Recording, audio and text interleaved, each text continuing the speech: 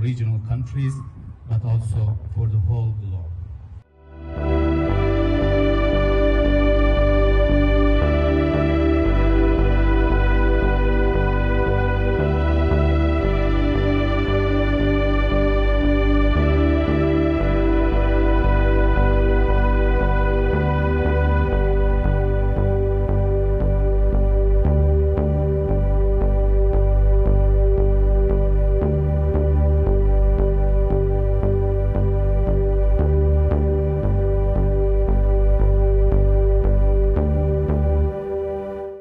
India went to the United Nations, as aptly stated by speakers before me.